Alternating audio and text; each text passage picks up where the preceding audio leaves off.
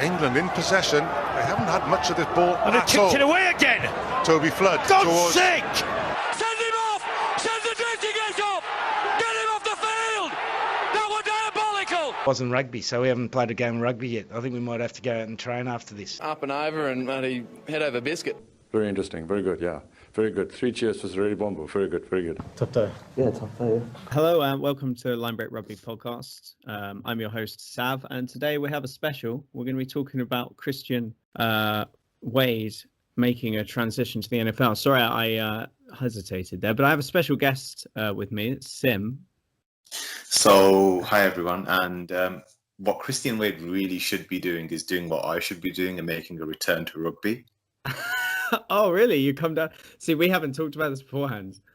No, I just saw it the other day. I'd totally forgotten that he was trying out in the NFL. I saw a video of him catching some passes and playing with some guys throwing pads at him, and I was don't feel good about it for him at all. Do you not? Okay. See, No, I don't. I think that. See, I'm quite positive for him because, well, I've been reading up on his reasoning behind the whole thing, and we should clarify. We obviously talk a lot about rugby. We have previously, but we've never really spoken. We haven't spoken for a while. Yeah, it's been about a year, hasn't it? Yeah, it's been a while. Yeah, I mean, Super Rugby kind of ended, and you dropped off a little bit before that, and Super Rugby's your thing. So it's been a bit of a gap. But yeah, for me, Christian Wade, he was in this situation where England didn't want to pick him, and he wanted to play at the very top level. And you know, his idea of the top level is obviously international level, and he couldn't get that. So he's then made the decision that he wants to try and reach the top level in a different sport because he sees himself as an athlete, not a rugby player. So he's going to try and become the very best he can be in American football, which is obviously the NFL. Trying to make a Super Bowl is obviously the ultimate goal of being in the NFL and all of the above. So yeah, he's made the transition. I mean, and you're really down on that. I mean, how come? Do you think he can't transfer his skill set, or? Even if he can, it's kind of like he's hustling backwards. I mean, think of it this way: what do you think he'd be able to get in the top 14 contract-wise?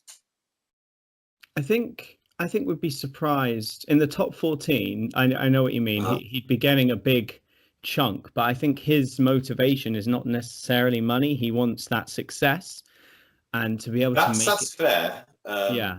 But what I would say is that I watch a lot of the NFL. I'm a big fan, but the reality is it is barbaric. And I mean, that's coming from someone who loves rugby, loves the NFL, but it's a horrific sport. Running back as well, I think he wants to play. The average length of career in the NFL, I'm not sure if many people know, it's about 3 years, if you're lucky.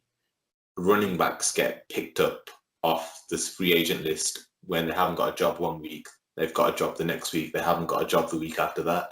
And the thing is that he's fast, but I don't know how fast he is compared to NFL fast.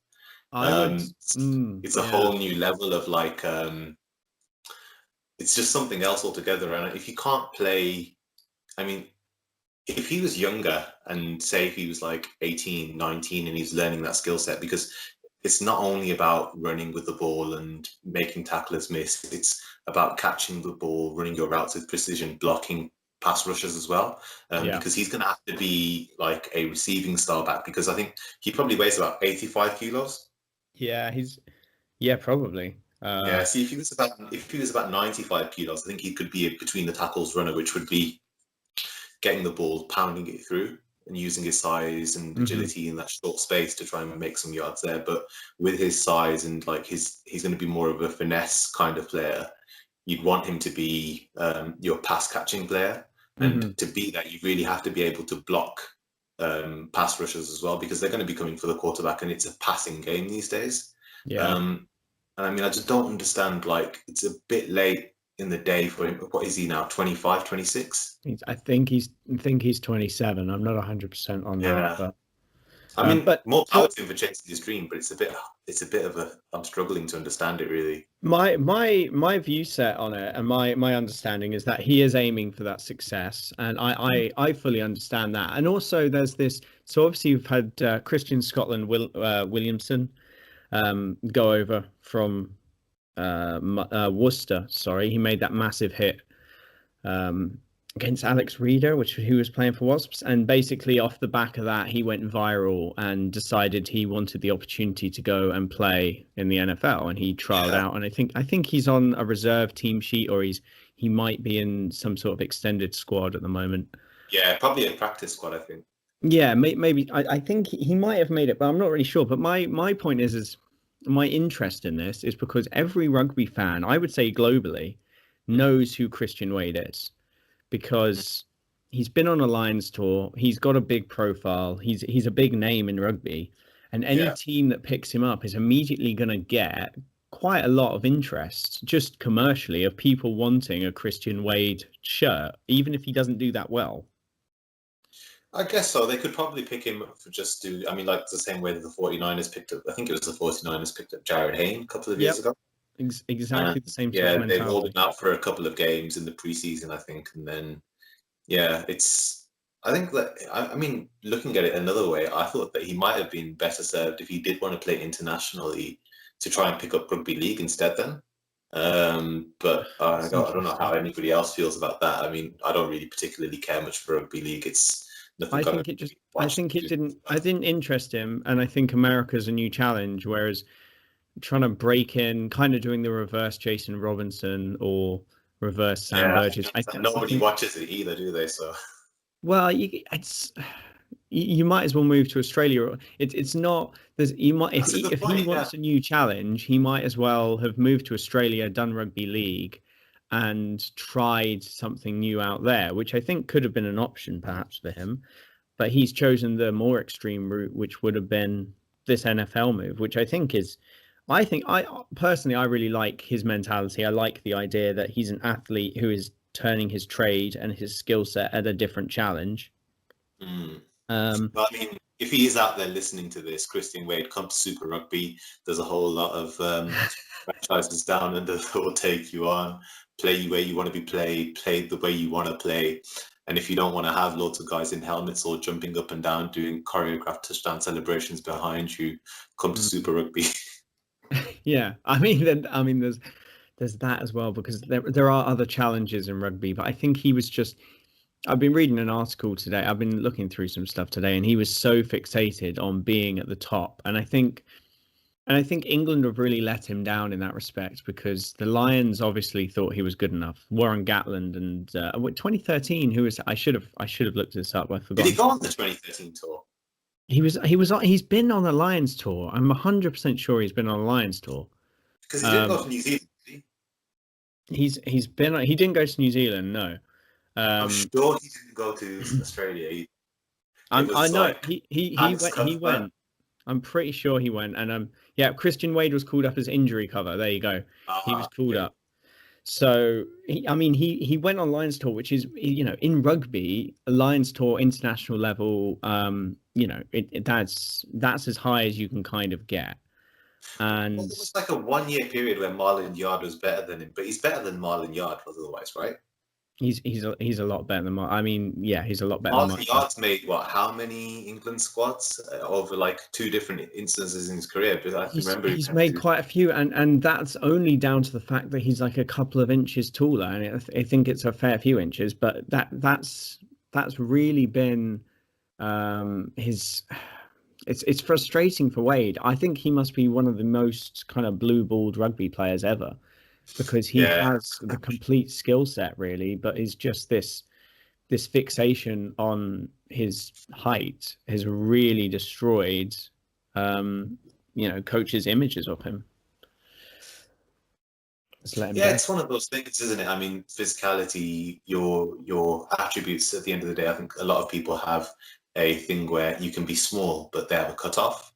Mm-hmm. And same thing is if you're a winger, you could probably end up being too tall as well. And he's probably yeah. I mean, but then again, he is like a fair distance bigger than someone like Damien McKenzie. So this is the thing. So a more open-minded coach, a slightly more flexible mindset in the way that they set up the team to fit him in, and he would have a hell of a lot of caps. But the problem is that's never been the ideal. There's always been someone who fits into a more conservative system where England have just gone, yeah, okay, we'll play that guy as our strike runner instead. Well, the reality is that rugby's probably outdated in its pitch dimensions. I mean, you're seeing players now are bigger and stronger and faster than ever before.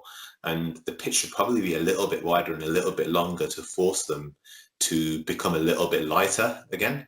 Yeah, and this is part of the argument to say that there should be less subs, and therefore everybody would need to be fitter. So you couldn't just roll everybody off at 50 minutes and play another guy who's ready to play for another half an hour.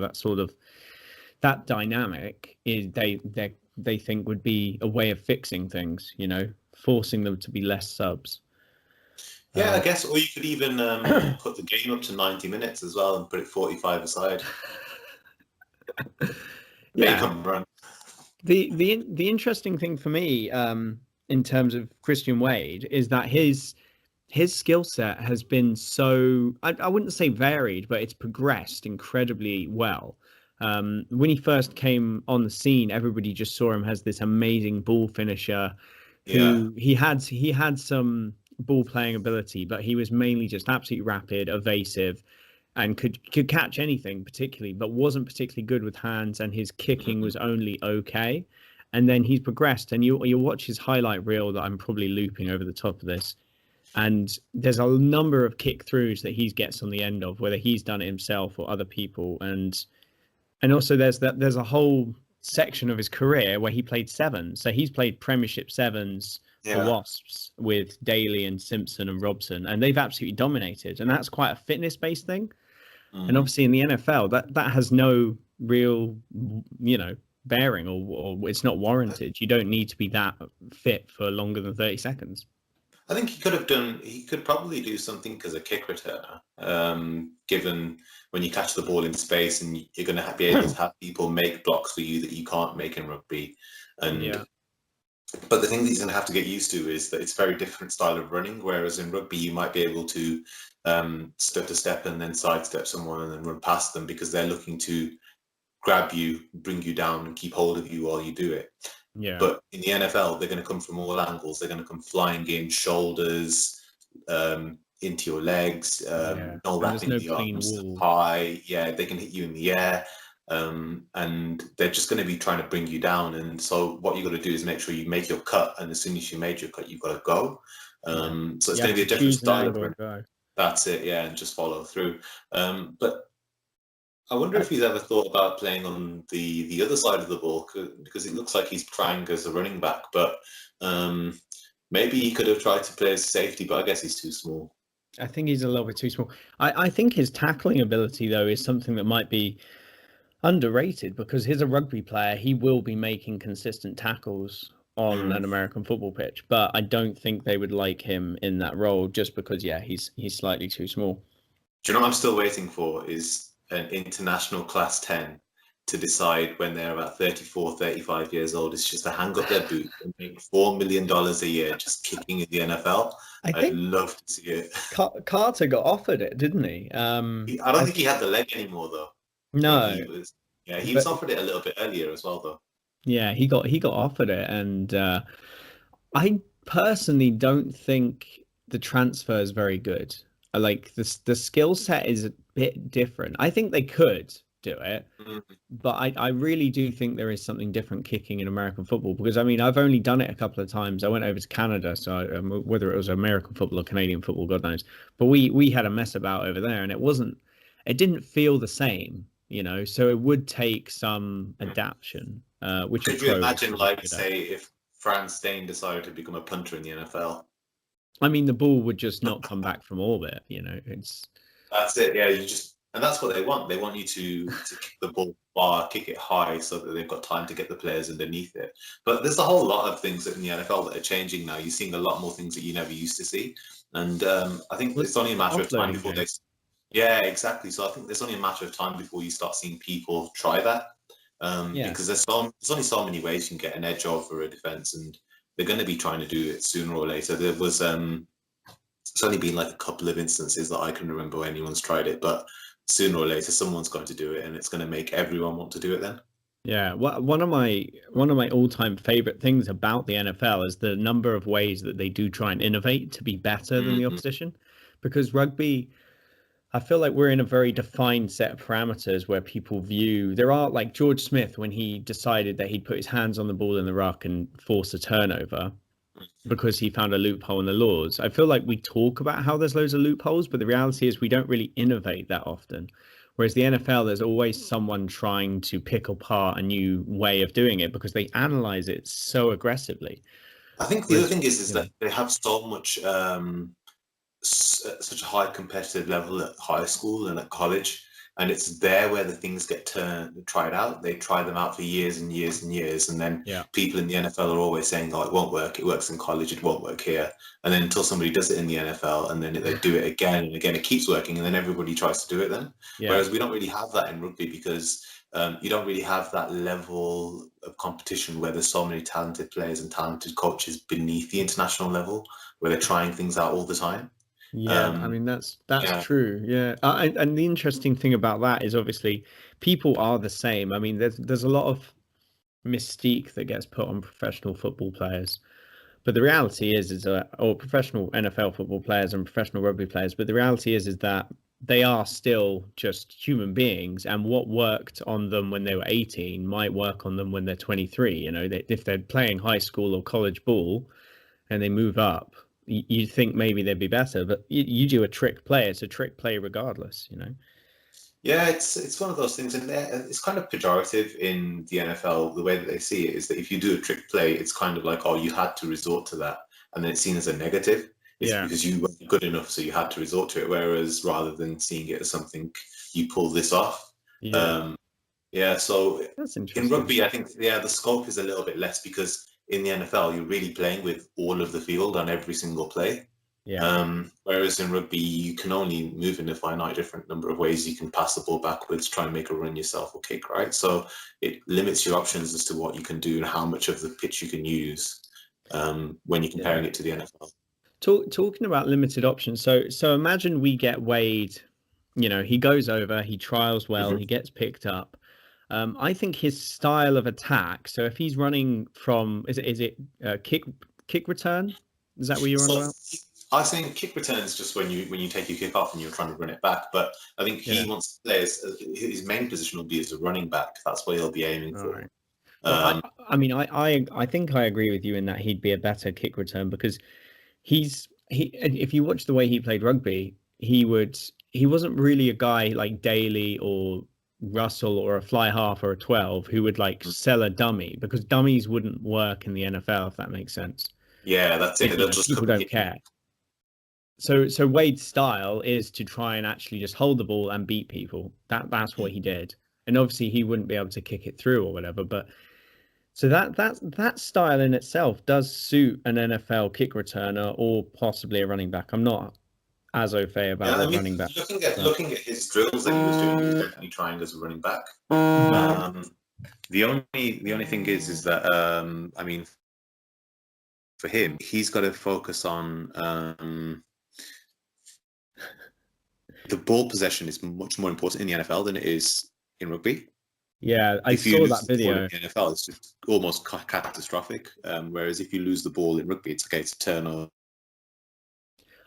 If you haven't got anyone back, that could be a chance for the team. But in the NFL, I mean, if you lose 2 turnovers in a game, I think the record, the chances of winning are like astonishingly low. Yeah, and I think, I mean, I don't know whether this was for advertising purposes or for whatever, but I saw that video of the guy teaching him how to hold the ball with 3 points of contact or whatever it was that they were trying to recommend him doing. So, I mean, he's obviously, I mean, that's obviously just a PR to show that he's learning or whatever.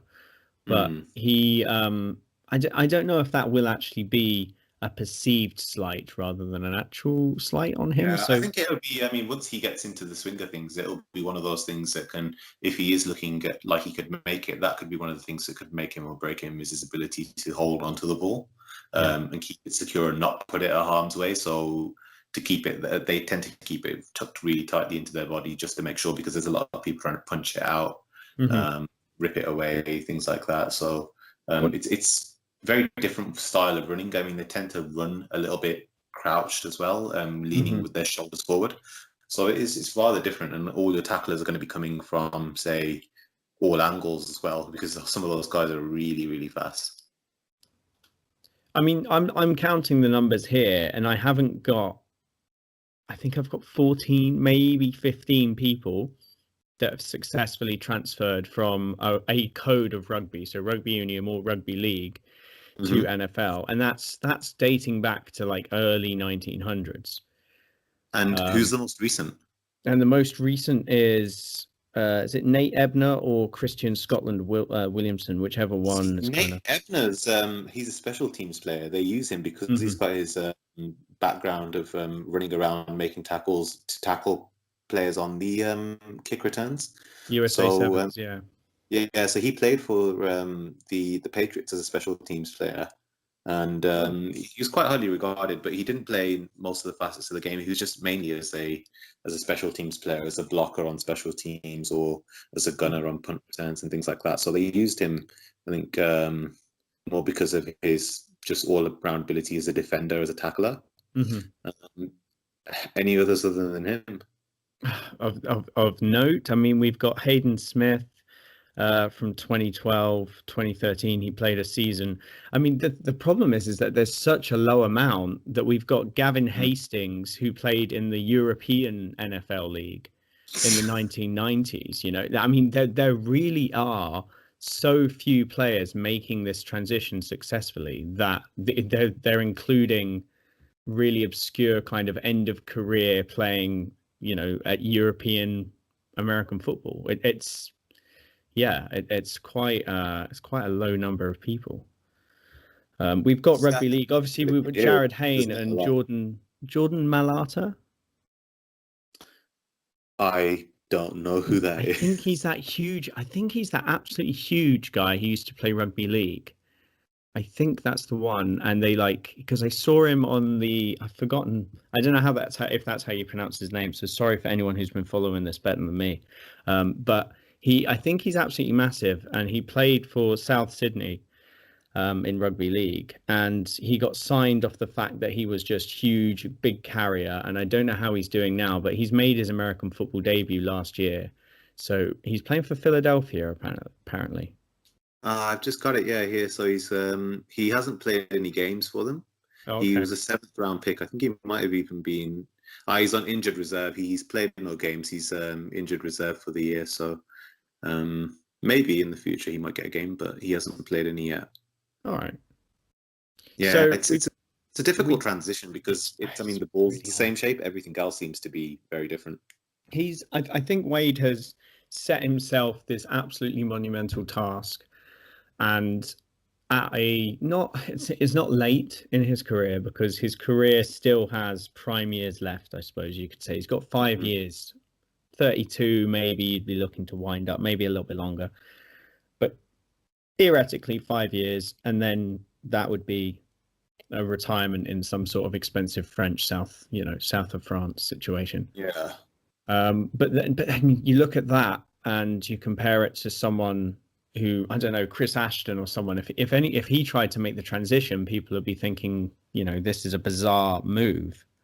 But then if you look at someone really young coming through the fold at the moment, so if Cokanasiga, who's just broken into the England team, if he made the move, people are like, okay, he's young enough to maybe make the transition and not be stuck with a long learning curve that he wouldn't actually benefit from.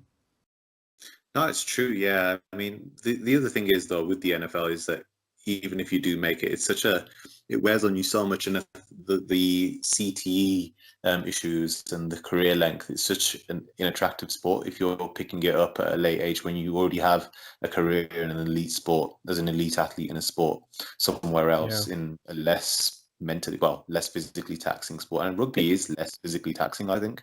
Surprisingly, yeah. But I think it's because of the head hits. That's the main thing, I think, that the head collisions are just terrible in the NFL. Mm-hmm. And I think that rugby fans are, overselling it when they say rugby's a tougher sport than the NFL, because you look at that attritional rate. You were talking about 3 years for a running back. I mean, wingers have full careers in rugby in the main. You get retirements at 26, 27, but even that, that's a 7-year career usually. But if the average in running back is only 3 years, that's intense. That's too. I think it's the average player is 3 years. The average player, so the average running back's probably even less. Oh wow! I mean, obviously Wade probably has some of this or some idea of most of this. You know, he's probably talked about it or thought about it for a long time. He's probably a big fan of the NFL. I think the good thing is that regardless of anything else, even if it doesn't happen for him, he's still going to be fast, and he won't have had many more miles on the clock if he does decide to come back to rugby in a year or two's time. So he could still make a return. It's just I think it's a bit of an odd time to do it.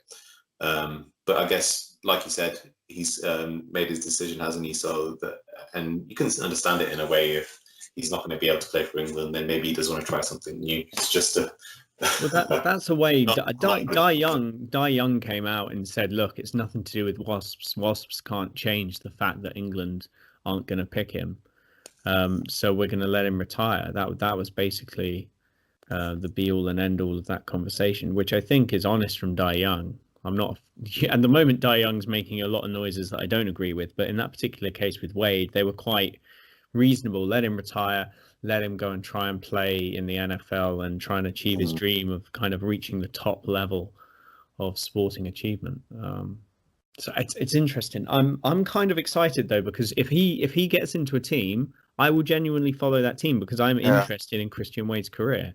I really want to see how fast he is. I mean, because we all know he's fast here in rugby. I want to see how fast he is compared to somebody genuine NFL speed. There's a few guys there who are so fast. And I mean, even the average player, you see players in the combine breaking world records for broad jumps and things like that.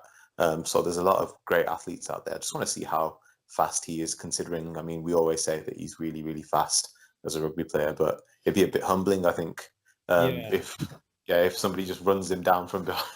Well, I think the problem is that a rugby player's physique in the main means that just speed isn't enough. I mean, Carlin Isles, obviously, as an example, that he had a game for like a Super 6 team in Scotland or like Edinburgh Reserves or something. Okay. And they tried him out and they were seeing if he would fit into a professional 15s team, and it didn't quite work. And he's gone back to playing sevens for the USA. But I just think that rugby, size and everything about it, the impacts that you get, and having to run 80 minutes, it's not just being able to sprint for 20 meters incredibly quickly. Yeah, you're right. It's a hugely different thing. Yeah. I mean, your muscles fibers adapt, don't they, to that kind of training, and then you're mentally ready for that small sprint as well. You will empty it all out on that particular play, won't you? So, I always think of someone like Colin Jackson, the 110-meter hurdler. Like his skill set was to run incredibly quickly, to have that explosive jump, to time it well. But if you put him on a rugby pitch, he's incredibly quick. But he might be able to hurdle a player who's tackling him, but he's not going to be able to do much else. The skill set is crazy. And Wade's going to have to work incredibly hard to I think the key things for him are going to be footwork, his hand-eye with his passing and catching it. You got to make sure that you get your release right. So it's a lot of it's going to depend on his footwork off the line.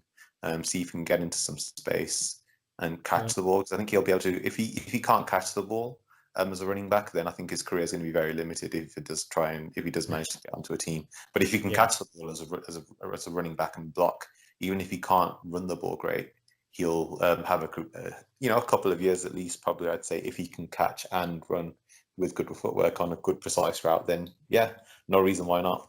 I'm interested in that catch because we watched, obviously there's very limited footage. There was a small training session that they showed, and they just cut what they wanted to cut in, but they fired in a couple of passes to him, and he did drop. I think he dropped one of them, and for that to have made the cut and to be in kind of one of the positive segments is obviously is not the best visual.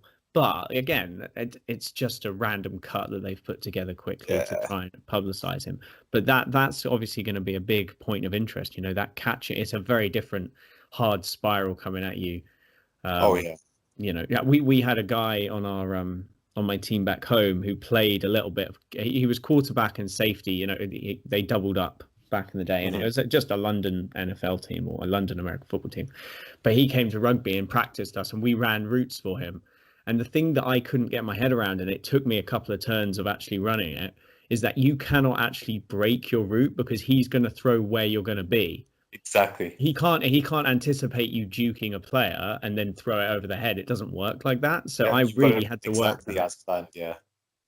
So in my head, I was like, oh, I just need to beat my man and then call for the ball and he'll give it to me. Because that's what you do in rugby. You beat your man, then you call for the ball.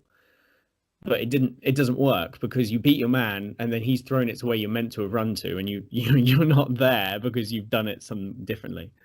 Yeah, I mean, the ball's going to go there exactly where he thinks you should be, and it's so regimented and it's so precise in the way that they arrange them, the way that they draw them up, so that they're going to take this person away from this part of the field by running this guy along this zone to attract his attention, and by making the space there, that's where this other person needs to be, and he needs to get that kind of thing locked down really if he wants to have any kind of career in it.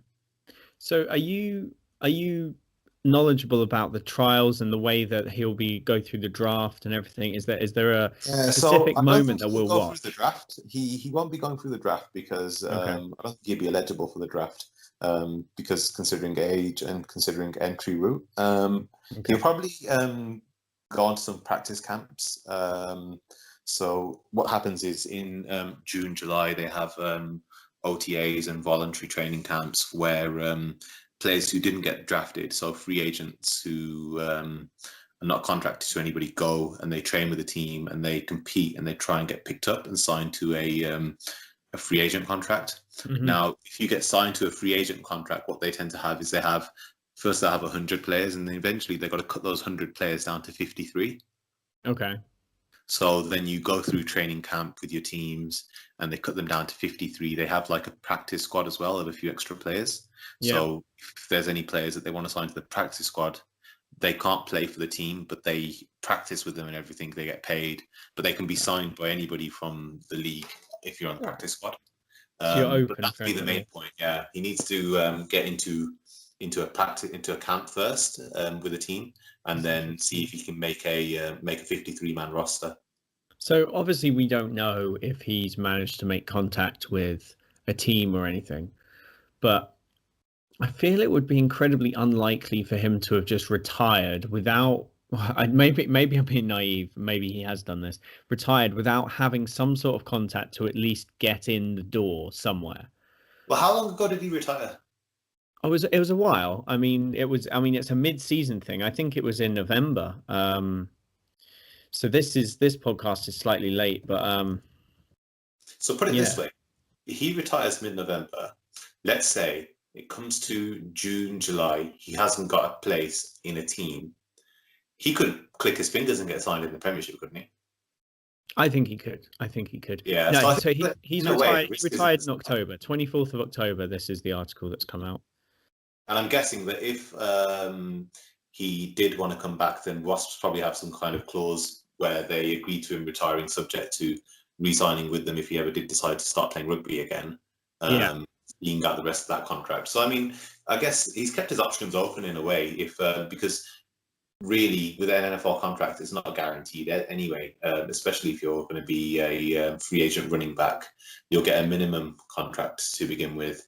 And it'll probably, a year, 2 years, and they can cut you at any time. So, and not pay out the rest of your contract. So I think that it's going to be a hard road, but he's probably got his backup option with the Premiership anyway.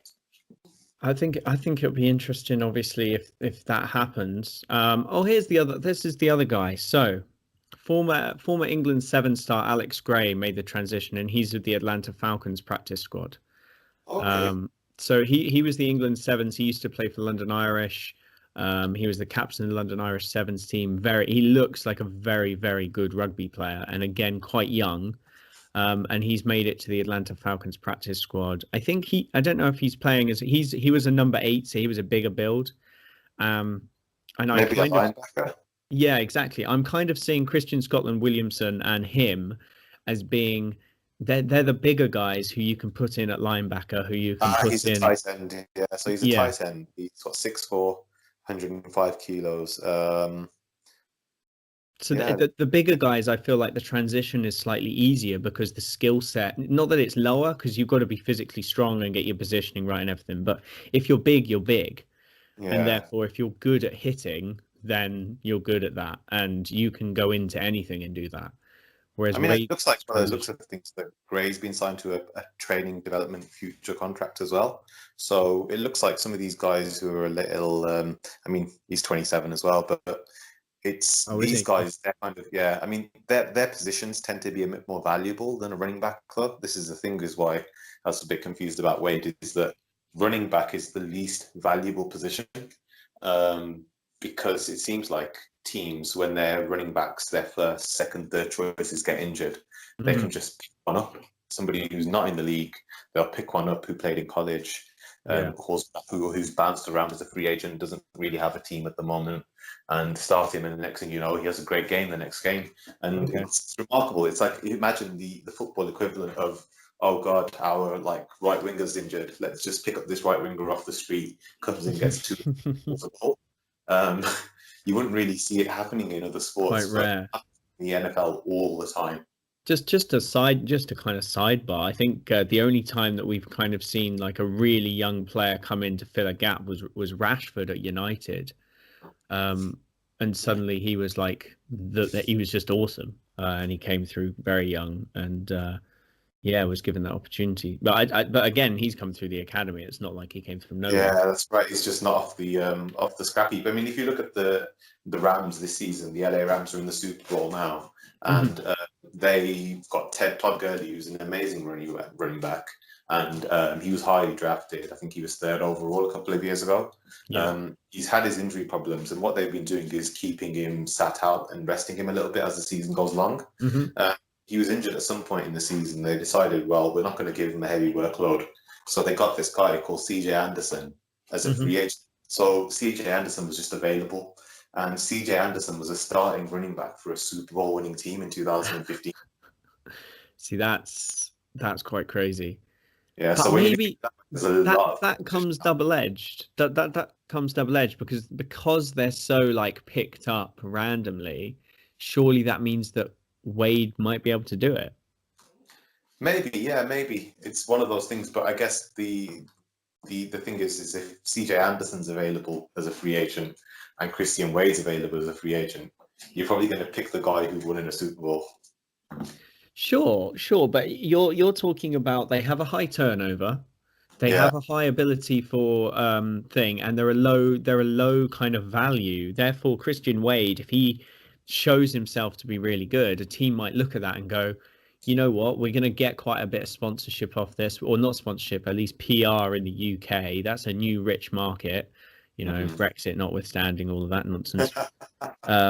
That's a new rich market that we would want to enter, and therefore let's go for it. Let's put him in. It wouldn't surprise me. If the Jags play a lot of games in England, if the Jags decided that they're going to pick him up, even if it's for the 3 or 4 games they play in England each year, picked him up around then, came over, played a few games, and if he got a few touches, he might be able to do something. And if he does, then you never know. But I think that whatever little opportunity he does get, he's going to have to shine really quickly.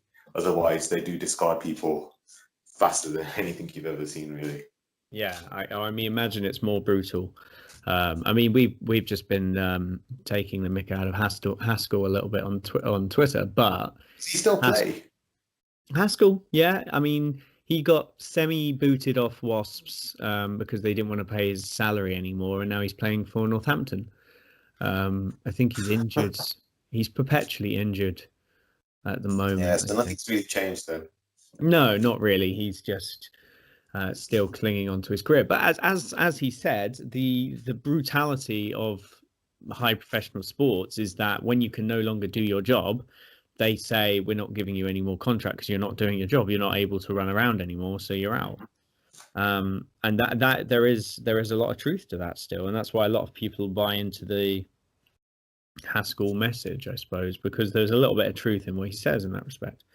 Not everything he says, however, is is that intelligent. But there you go. Well, I wouldn't necessarily agree with anything that James Haskell says, but No. what do I know? Well, exactly. He came out recently, and this is just again, I've led myself down a sidebar here because we just posted this video. He recently said that the young players of today spend too much time on their phone, and they don't have any social skills, and therefore it's going to affect them in the long term. This Now, is James Haskell, who's always on Twitter, right? yeah, this is James Haskell, who I posted this video where there's a conversation between Gopeth and Cipriani on one of these Wasps like behind the scenes Q&As, and they get asked the question, who's on their phone the most, and the answer is James Haskell. And it's just you cannot understand the hypocrisy of the man until you just take what he said and then apply it to that situation where he's just getting completely, destroyed by his own teammates. It's ridiculous. Well, come on, those sex pest texts aren't going to send themselves, are they? So, yeah, exactly. Well, he's a married man now, I believe, and happily doing the rounds on every single podcast that will take him, becoming a media magnet. Yeah, magnet or whatever they call it. Should interview him. Yes, we should interview him. I'm not sure that he'd come on. I think a safer bet would be to get Glove on the podcast and maybe have a chat. But I'll see what I can do. I'll see if I can tweet him and ask him to come on for you. Slide into the DMs of James Haskell. I think he may have blocked us, by the way. I'm not entirely sure, but I don't think he was very happy with us at some point. Probably not. I mean, I think probably blocked about 50% of the people on Twitter anyway. So yeah. Well, this is the interesting thing. We ended up being so I think Danny Cipriani's PR team blocked us at one point, and then he personally unblocked us and then had a conversation with us on Twitter. So that was interesting. Yeah. Is that the Danny Cipriani outreach program? This is the Danny Cipriani. Well, I know Cipriani and Wade get on, so if he's listened to the podcast, then so I think Christian Wade, come on, Linebreak.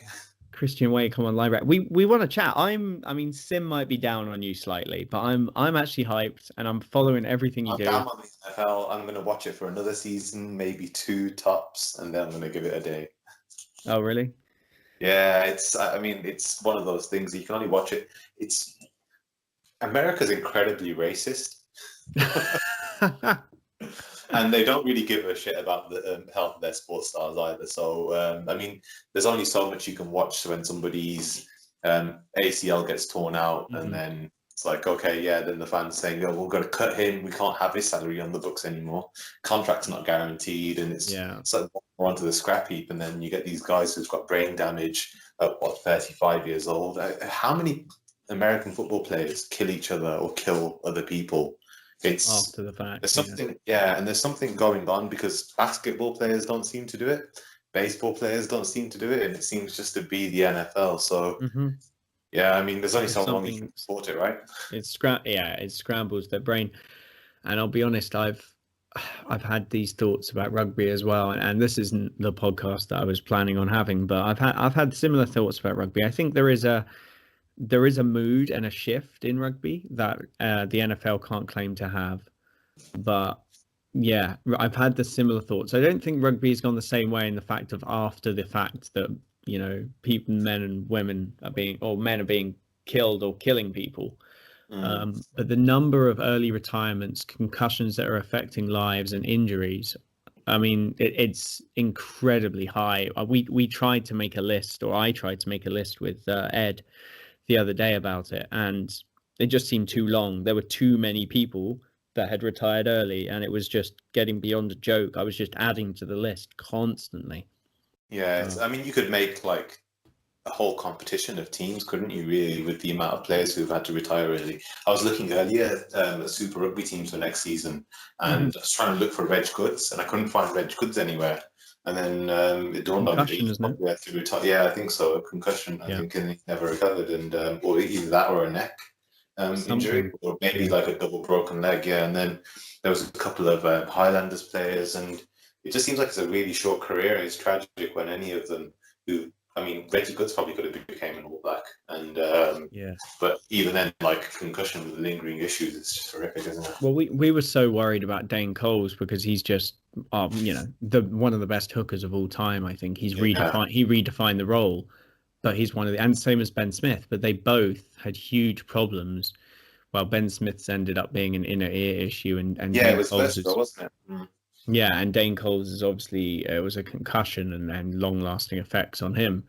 And Dane Coles has been okay for about a year now, though, hasn't he? Wasn't it an ACL tear that as soon as he came back, he tore his knee ligaments?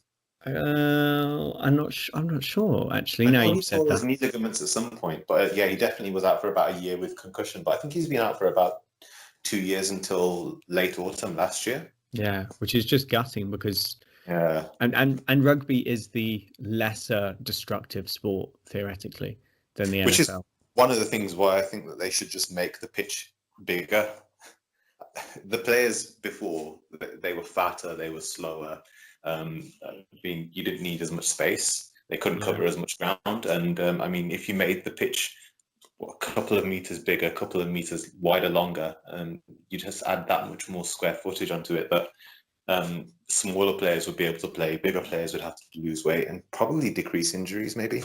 I think you're right. And also when I watch, because I've got into sevens quite heavily, when I watch sevens play, you can defend a wide pitch with 7 players, even with 6 players. Like, it's very possible if you've got a good defensive structure to defend that pitch. So if you can do that with 6, then you can definitely do it with a 13-man line and then 2 out the back. So it's got to the point where it is quite, we are forcing collisions because people are so fast and strong. And therefore, I think you're right. If we widen that pitch a bit and lengthen it, it would be a better option. I just don't think it's viable. The professional stadiums, I think, would be impossible to do it because most of them are up to the line anyway. No, that's a good point. It would be incredibly difficult to do that. Yeah, I mean, you've got grounds and everything, haven't you, now? So they're all fit to the way that they are, and there's not much space to do it. You can't really make it longer or wider. Yeah. There's small variations globally, but I mean, the mainstay is that the width and the thing are within a range, and therefore maybe you could widen it to the maximum range on every pitch, but you wouldn't be able to go, let's add an extra 20 meters, so 10 meters that way, 10 meters that way. You couldn't do it because you'd be in the stands for some of the pitches. Yeah, you're right. Yeah. It's the difficult one, isn't it? Really. The other thing you can do is drop a player, but I don't think anybody. I think really it would just then you'd have to play Jack Noel as a 7 come winger, and that would be interesting. Wouldn't it? The perfect circle. That'd be interesting. Yeah, your 11 and 14 have to play as a 6 and 7. That's it. That's the new rule. Otherwise, it's exactly the same as rugby league, except with scrums. So in the NFL, and this is me thinking of Jack Noel, is it a halfback? Who's the big carrier who stands behind? Is that the running back, or is that's it the running back? Yeah, they used to have a fullback, but a lot of teams don't play with a fullback anymore. It's more antiquated. Some teams do every now and then. Tends to be a couple of plays a game. But yeah, the running back will be the one who's typically lined up behind center. Well, you said the meta's kind of shifted to a passing game now. Yeah, I mean, Aaron Rodgers and Tom Brady, all of that. Yeah, you'll have running backs still, but a lot of running backs are more lined up and ready for running out of the backfield and catching the pass rather than making a run themselves. It's you have to be multi-dimensional, don't you? I mean, you can't just get away with one skill set anymore in any sport. Yeah, true. I mean, I was just thinking Jack Noel would be the perfect fullback, but he's just the perfect fullback in all senses, rugby and American football. Have you seen Damien McKenzie, mate? Well, this is so. I mean, we rate Damien McKenzie. I'm going to bring the podcast to an end shortly after this, but we love Damien McKenzie. He's a small guy playing in a very, very big sport, and obviously he's bulked up, and there's footage of him taking out Ndolo into touch and flipping and all sorts of nonsense going on. But he's a small guy in a big sport, and Wade's trying to do the same thing. And I would say that Wade's conditioned himself to the point to almost his maximum point, maybe not NFL way, but rugby way and athlete way he has, where I just really hope he gets what he wants out of it, Yeah, I mean, Going on to Mackenzie for just a quick second. Yeah, go for it. Last game I watched of rugby was Ireland versus New Zealand when Ireland smoked them. And the All Blacks have got some real issues coming into this year. I think they'll probably solve them at some point. But it's remarkable to me that people were looking at that game and not realizing that every single time the All Blacks had any thrust in the first half, it was from Mackenzie. Mackenzie getting the ball in a rubbish position, beating 3 players just to make sure that they didn't get overrun. And if you can't build around that as the basis of your next great side, then maybe it's right that Hansen's going if he can't turn that into something sustainable and steady. It'll be interesting to see how it goes this year. I was really shocked as to how just devoid of ideas they were against South Africa as well. And Ireland, but we'll have to see how it goes. Super Rugby, I'm really looking forward to see what new ideas they can come out with, and to see Etienne Saturo as well for the Chiefs, who looks like a real talent. He might end up being a star on the international stage sooner than anybody really thinks. Oh, really? Okay. Yeah, my tip. Oh, that's your top tip. Okay, all right. Give him a couple of years. He's only 19, I think. So, but that would be my top tip. So he might have a good breakout season this year in Super Rugby. Well, as always, Sav's top tip is that Matt Faddis will be in the New Zealand, in the All Blacks team for the 2023 Rugby World Cup. That's an evergreen top tip. I think he scored 4 tries in. I think he might have scored 4 tries in 2 games or something recently. No, I mean as recently as is possible in Southern Hemisphere rugby. He was on fire. I mean, he's good, isn't he? But I guess the problem that he has is that there's a lot of guys out there who in that position are great. So it's always going to. Maybe he's got like an English uncle's brother. Sister or something that you English uncle's brother's sister ties him to a passport, and therefore he's able to play the 13 shirt. I think the 13 shirt's quite aggressive at the moment. He could be our answer at fullback. He's the English answer for fullback. Well, isn't Faddis a Welsh name? Oh, he sounds Welsh, doesn't he? He's All Black Sevens. That's not their capture, is it? Is the Baby Blacks what they called? I think it's the Baby Blacks, yeah. Yeah, that must be their capture group, but I'm not sure if it is. It could be the Sevens. Either way, he's played Sevens 3 times, and therefore is unable, probably, to play for England. Actually, I think from memory, their capture side is a completely different side that hasn't played since about 2010. Oh, it's possible. There are all these weird rulings in terms of who's a capture side and who's not, and I think they're trying to codify it and make it normal, but it's a complete mess. Yeah, I remember looking at it before for a couple of other players, and I'm pretty sure that they have a team that never plays that is actually the team. But they have played in a fair few years, yeah. Okay, fair enough. I know that the Churchill Cup, so the England Saxons were a capture team at one point, and Carl Ferns was complaining on Twitter about it because there was a whole load of England people who were qualified to play for England and captured. They couldn't play for another team, but they'd moved on to a different country for years and therefore wanted the chance to play international rugby somewhere else, and they couldn't because they'd played for the Saxons. But the Saxons have kind of dissolved now, and therefore is it an option that now that the Saxons don't exist, how can they be captured by a team that no longer exists? You know, that kind of thing. Yeah.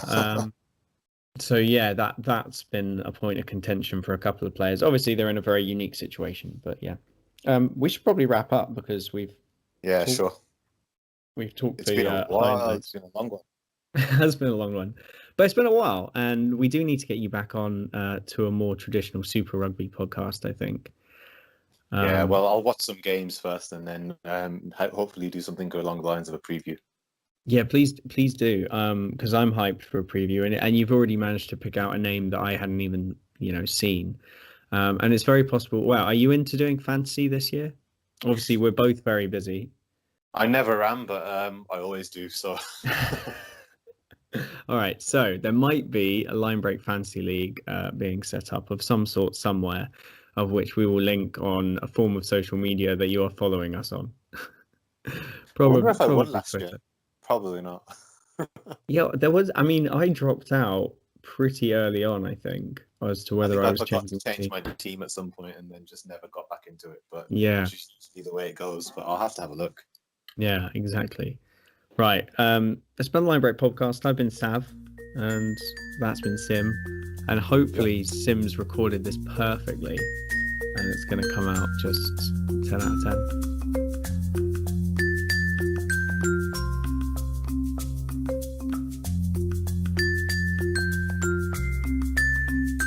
You've been listening to a Linebreak Rugby production. Please follow us on Twitter, Facebook, and abuse us on Reddit. Sav out.